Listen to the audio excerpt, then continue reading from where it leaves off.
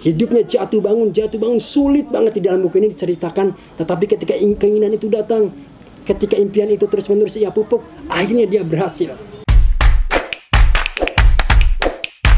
Bertemu lagi dengan Abdul Salam dalam acara Soro-Soran Menuju Peradaban Baru.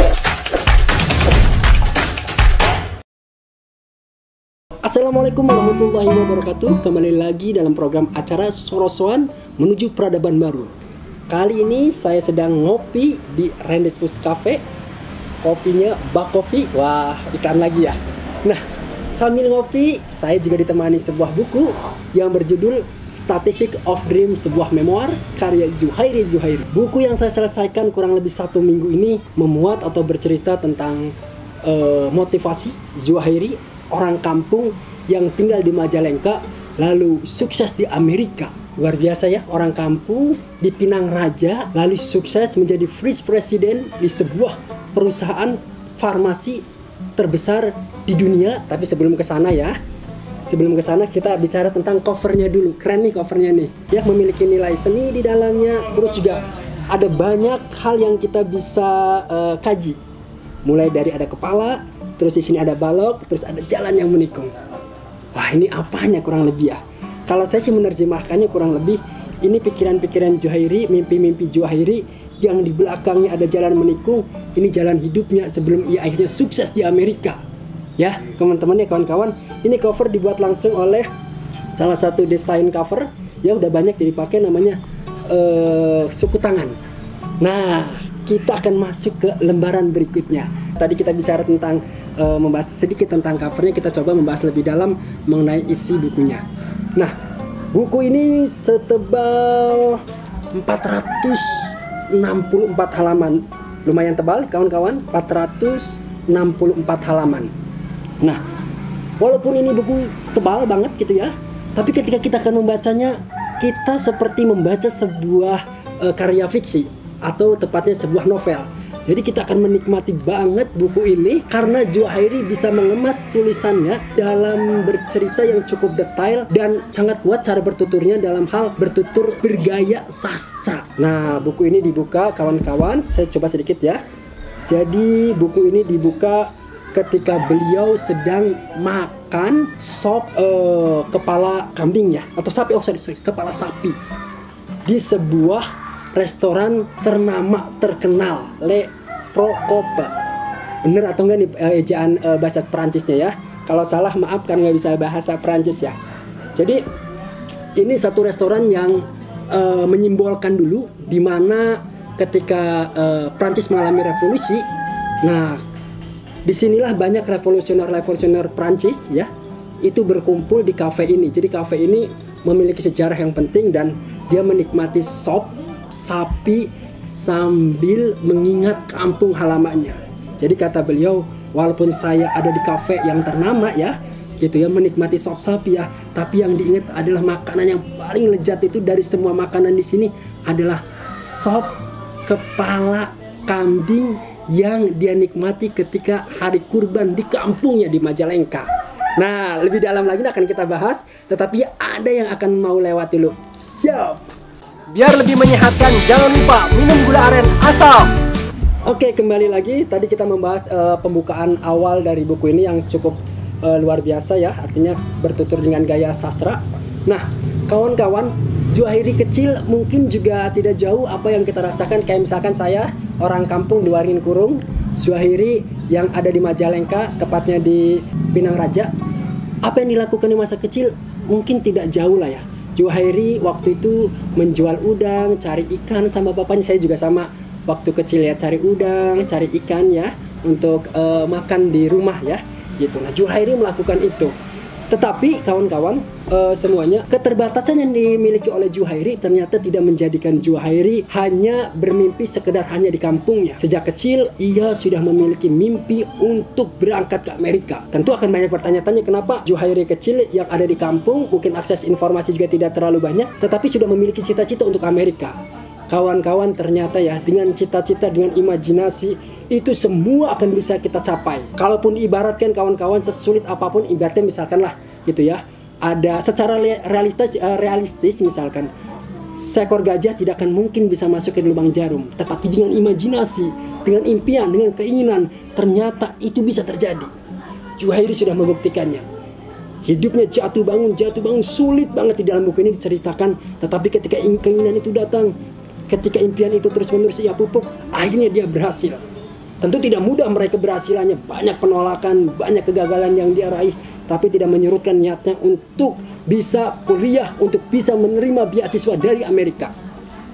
Nah, setelah saya membaca buku ini, luar biasa dampak yang saya rasakan. Saya punya semangat lebih setelah membaca buku ini. Beberapa kata-kata yang diutarakan oleh penulis, saya catat kembali, lalu saya implementasikan dalam hidup saya. Mudah-mudahan apa yang dilakukan oleh Zuhairi juga berdampak ke depannya untuk kehidupan saya.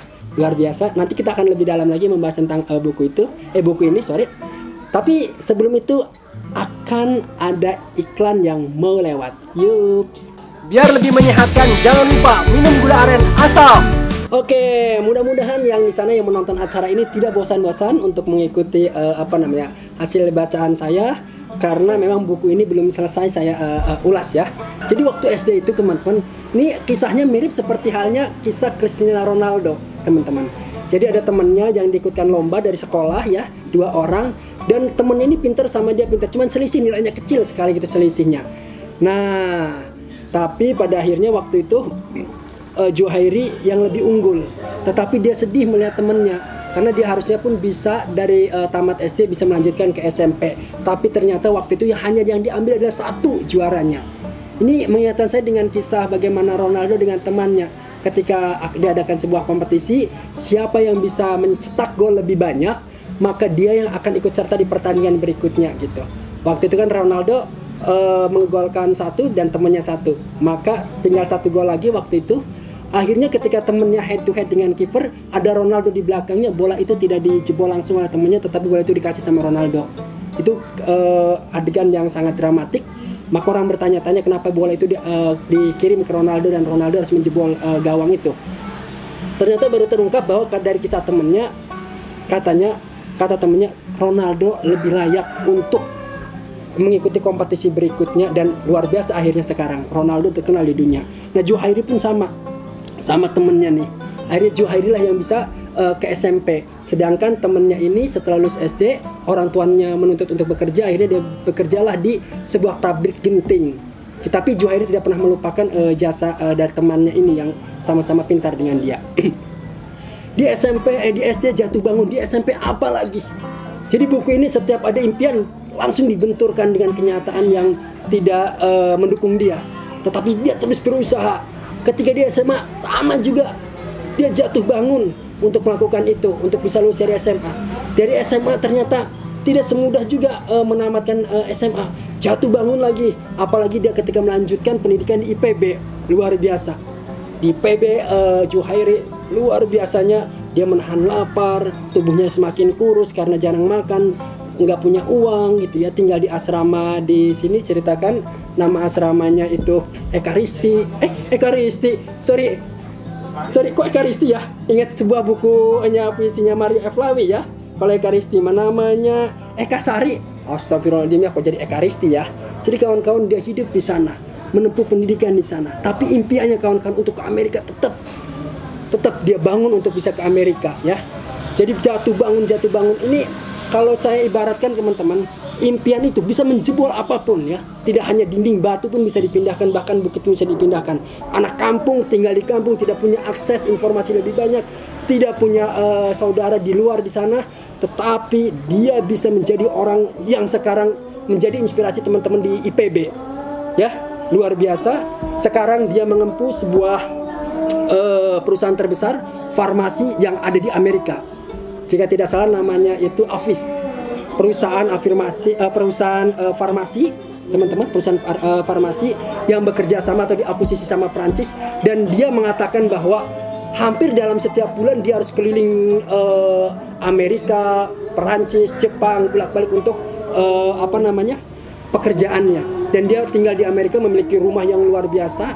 Kalau tidak salah dia ingin memindahkan Majalengka, dia masa kecilnya ini teman-teman, dimana hal yang paling diimpikan hari ini setelah kesuksesannya yang luar biasa dia raih adalah keinginannya untuk menikmati masa kecilnya sama orang tuanya, sama adik-adiknya. Karena dari semua kesuksesan itu pada akhirnya adalah kesederhanaan yang dicari. Juhairi ingin mencari kesederhanaan itu, ya teman-teman, dimanapun berada. Jadi setelah buku ini saya baca dan selesai saya baca teman-teman, gitu ya, yang saya paling ingin melihat penulisnya, foto penulisnya. Saya pengen lihat sekali. Dari semua foto ini nggak ada, dari semua teks di sini nggak ada fotonya.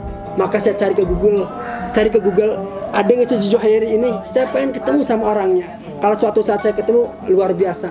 Saya itu impian saya, karena memang setelah membaca buku ini teman-teman, air mata itu dengan sendirinya menetes, mengingatkan masa kecil saya, mengingatkan impian Juhairi yang memang tinggal di kampung, sama-sama ya tinggal di kampung seperti saya di Waringin Kurung. Luar biasa. Jadi mudah-mudahan ke depan saya bisa ketemu dengan penulisnya ya. Sebentar lagi saya akan bahas nanti tentang secara garis besar buku ini. Tapi sebelum itu ada yang mau lewat nih. Biar lebih menyehatkan, jangan lupa minum gula aren asam. Oke teman-teman, akhirnya kita masuk ke sesi terakhir. Memang banyak sekali ceritakannya. Di sini ada problem cinta Juhairi, ada masa bagaimana menempuh dia pendidikan di Amerika juga tidak mudah, untuk bisa bekerja di farmasi farmasi dunia ini juga ya, salah satu terbesar di dunia juga tidak mudah. Banyak hal yang diceritakan dan sangat dramatik. Bagi teman-teman dimanapun berada, saya kira saya wajibkan kayak sholat aja. Saya sarankan untuk membaca buku ini. Karena buku ini keren banget, saya kira untuk teman-teman yang masih pengen mencari atau menggali diri kita ini siapa sih gitu, dan percaya dengan impian-impian itu ya. Dengan percaya dengan impian-impian itu, insya Allah akan berhasil dengan seperti Juhairi. Yang penting kita ngikutin prosesnya. Jadi secara garis besar buku ini bercerita tentang perjuangan Juhairi ya, baik perjuangan secara pendidikan, bagaimana memperjuangkan keluarganya, bagaimana memperjuangkan cintanya, bagaimana sekarang dia menikmati kehidupan di Amerika, dan pada akhirnya setelah dia menikmati kehidupan yang secara ekonomi mungkin sudah cukup, tetapi apa yang terjadi? Dia menginginkan kesederhanaan hidup. Nah, kesederhanaan ini susah sekali teman-teman.